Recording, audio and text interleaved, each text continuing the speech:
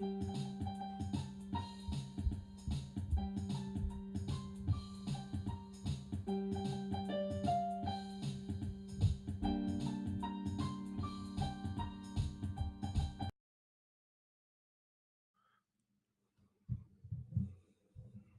morning, good afternoon, and good evening, whatever time you're listening or watching this program. Thank you so much for joining me.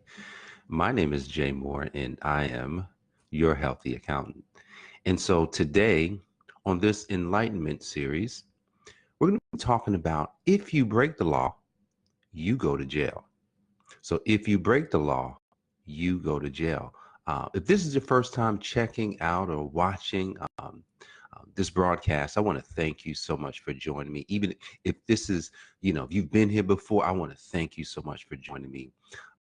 But if it is your first and you have never liked or subscribed on this page, please, I would be so obliged if you would like and subscribe. My mission in life is to help people to have a healthy life, like have a healthy business, have healthy finances, and I believe that it's through enlightenment that all of that is achievable. All of that is possible. I won't say achievable. All that's possible.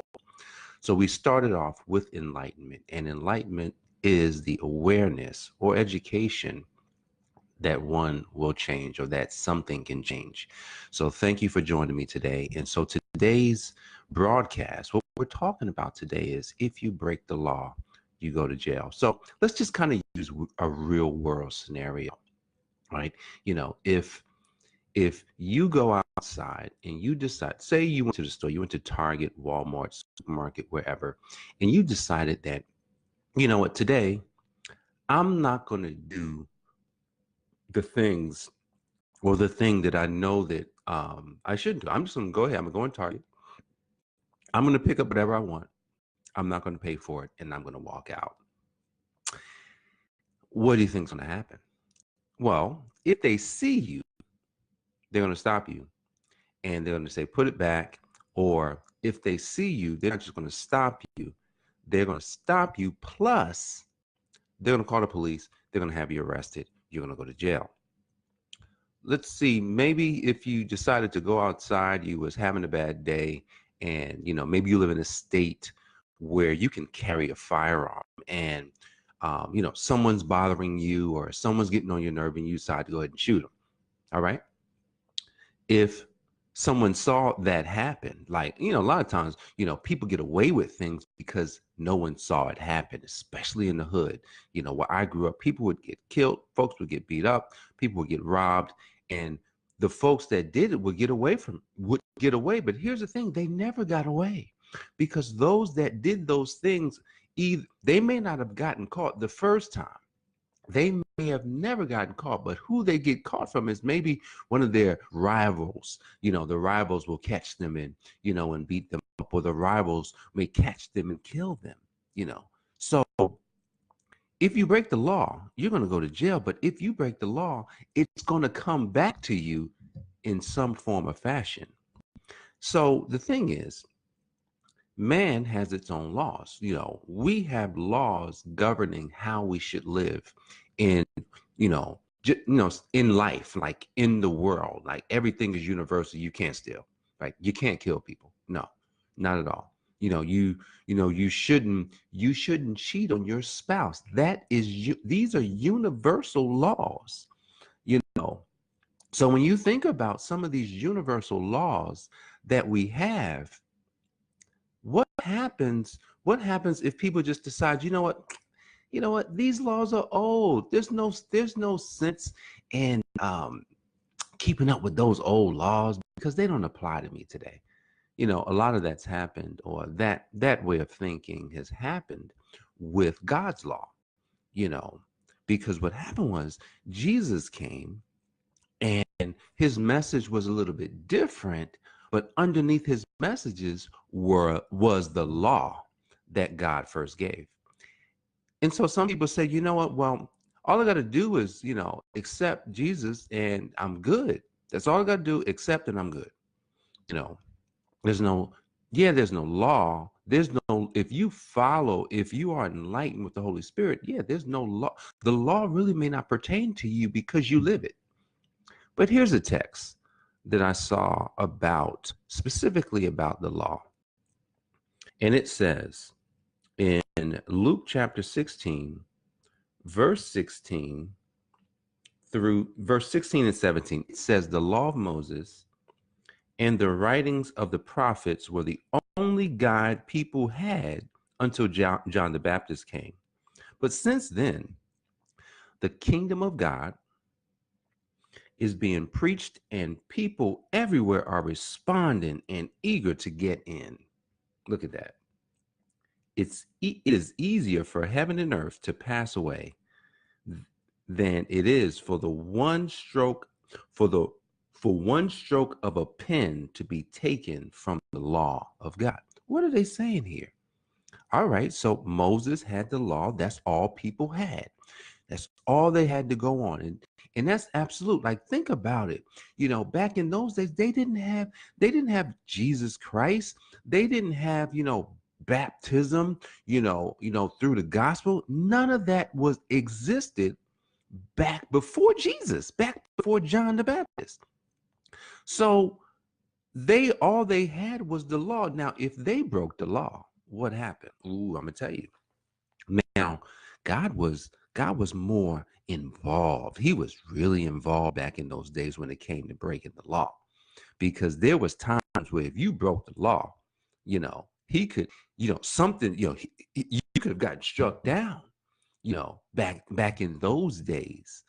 You think when Moses came down off of the mountain with the law, and he found what the Israelites were doing, and they was bowing down, to the golden calf.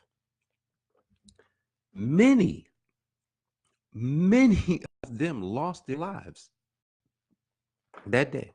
Many of them lost their lives that day. See, God, God didn't play. Back then, he came in and he might have executed right then and there. You break the law, and that was prior to that law really hadn't been written. He was just like, follow me, you know, obey me is, hey, I brought you out of Israel, obey me. And what happened was, when they didn't, the consequences came. They came swiftly. You think about the Israelites. They went into captivity for 400 years. Why did they go into captivity? Because they broke the law. They didn't just go to jail. They went into captivity. And then you think they were crying and they were crying and they were crying, and they finally got out. They finally got out. And so what I want everyone, myself, you, to take away from, if you break the law, you go to jail. Like, okay, so that's normal stuff, right? Yeah. So if you're not doing right, yes, you're gonna go to jail. If you're not doing right by God, because we all have to give an account. We all have to give an account of our life, right? We do. But it says that the law will not pass away. It's easier for heaven and earth to pass away before the stroke of a pen that has the law of God on it to pass away. So some people believe that, well, just because I believe in, the gospel of Jesus Christ, that I ain't got to worry about that law anymore. Well, I'm going to tell you, if you break the law, there's going to be consequences. So you got to worry about the law. You've got to use the law as a foundation, as a standard. Thou shalt not have any other gods before me. That's a law. You know, thou shalt not bear false witness against thy neighbor. That's a law. Thou shalt not steal. Thou shalt not kill. Remember the Sabbath day. That's a law. Don't covet. It's a law. You know what I'm saying? Like, these are the laws in which, these are the standards in which you must live your life. So even though I've accepted Jesus, I don't know, what you believe, but if you accept him as well, then that's the first step. See, because once he gets inside of you, he's going to bring the law with him. And he's going to allow that law to be the foundation of your beliefs towards him. And because he's the foundation, because the law is the foundation of your beliefs, you'll be able to spread the gospel even further. But we can't spread the gospel.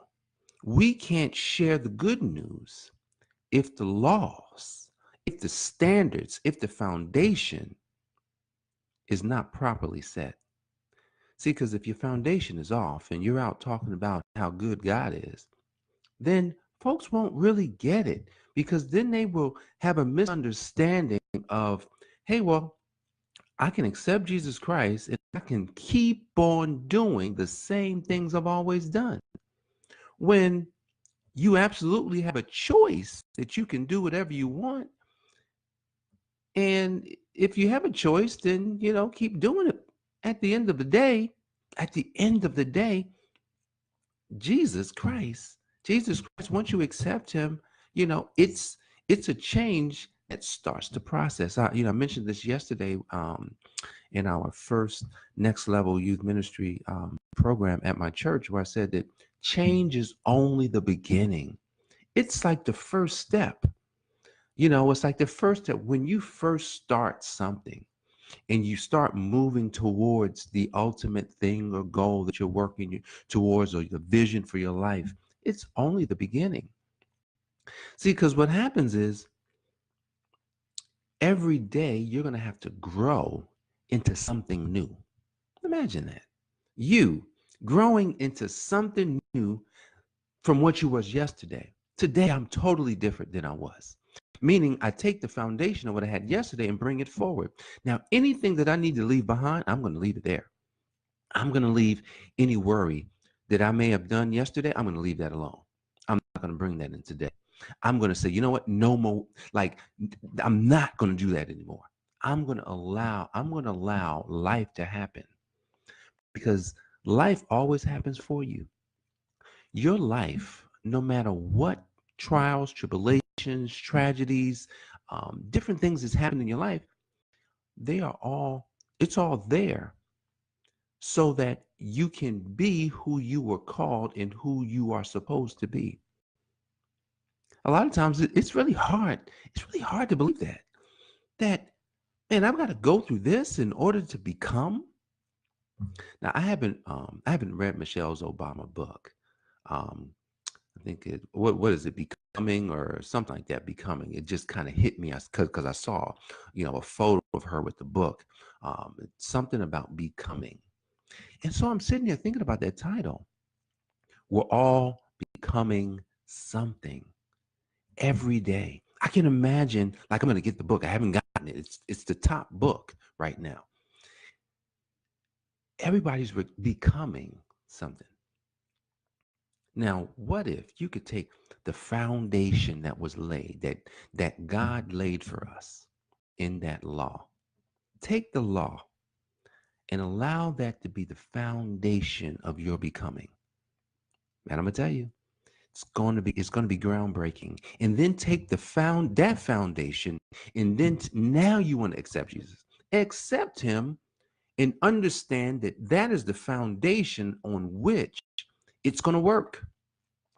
But we got to take it a step further, because then he said that, okay, so the foundation that was written as 10 commandments, there are two principles that you must understand.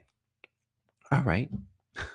Love your God with all your soul and all your mind. That's the first principle. That's underneath. That's inside of the 10. So part of the 10 standards or principles or commandments, I won't even call them commandments because they're principles. These are the 10 principles that God gave us. He says, love your God with all your soul, all your mind. That's the first principle on which these standards, these principles this foundation is built on. Then the second principle Jesus said is love your neighbor as thyself. That's it. See, when you take the foundation, you're going to take these 10 principles. You're going to take these 10 commandments. Commandments just sound harsh, like, Jay, you must do what I said. It's nothing like, when your parents, you got to do it because you live in my house. I'm going to tell you, most of us didn't like that. And so that's why it's probably hard for most people to follow the 10 commandments. One of my new mentors, haven't had a chance to work directly with him yet, but I'm using his programs. And so he gave an exercise to create. He says, what ultimate problem are you trying to solve, and make it big? It's a big problem. So I put it down. He says, okay, you got to write your vision. I've had vision before, and I just wrote it different this time. You got to have a mission. I wrote it different this time. He said, write some principles. So I thought about, I said, man, principles are similar to the commandments. The commandments are principles.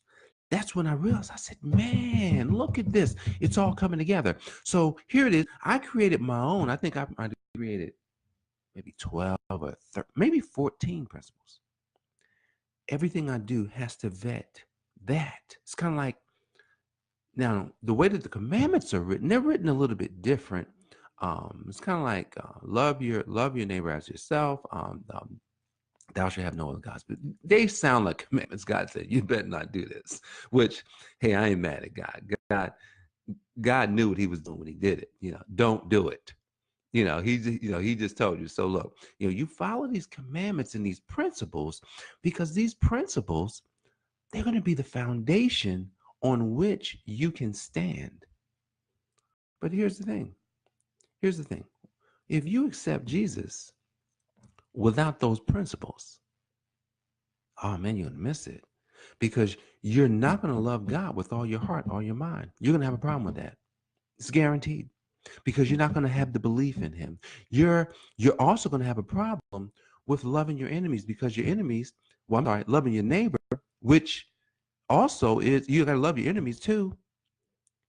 If you can't love them, I said love as yourself. Now here's the thing, but you have to love yourself. It's nothing like a person that's out trying to help other people, but they don't really love themselves. And so they may have a low standard for themselves. That doesn't work. You can't have low standards for yourself trying to help people. You got to have high standards. Your high standards will show others how to do something that they might have known they could do. The person that's out trying to do a nonprofit, and I've heard this before. A lot of people, I want to do a nonprofit. I said, well, why do you want to do it? Do you want to help people? I'll do this and that and that and that. I was like, okay, great, but a lot of times their life is not right around those areas that they want to help people in. So if you break the law, you go to jail, right? If you break God's law, what's going to happen? Nothing immediate. You're not going to even go to jail. You'll be able to live your life. You can do whatever you want. That's the awesomeness of God. He's not gonna come down and say, well, you broke the law and you're dead. But here's the thing. Everything's working. Everything is then working against you if you're doing that. Now, we don't know, like, if we could see how all this stuff transpires, if we could see it, man, that would be awesome, but we can't. So you got to know that whatever you're doing is going to be working for you. So if you're out breaking the law, then that's going to be working for you. It's going to be working to expose you at some point. It's going to be working to expose you. So, man, I'm telling you, that's a rough one to think about. Man, I don't want to be exposed. I don't want my dirty laundry to come out. So I need as much grace. I need as much grace as I can get. I want all that stuff that I did that was not right or bad or shameful to just be blotted out. So don't go to jail here on this earth, right? There's no point in going to jail. And there's no point in losing your life. So what the text was saying today is that the law is not going anywhere. You know, yeah, it seems old. Sometimes, you know, I know a lot of traditional things are being modified, some being totally removed. This law, it's not going anywhere. We've got to always keep this law. And we've got to keep this law in such a way that we now allow the gospel to go on top of it so that we can understand that all it is loving God with all our minds and hearts and soul, and then loving our fellow man as we love ourselves. So, guys, I thank you so much for joining me today. And, if you got value from this program today, please like, share, comment across the network that you may be watching this on. I appreciate that. And if you have not already followed or subscribed to our channels, please do. We are looking to impact the lives of, I think 1,000, no, not 1,000, I'm sorry. We were at thousands. I'm just going to say, thousands this year. I can't even, I know I wrote some numbers down. I think I want to directly impact 1,000 people. So directly means I work with them.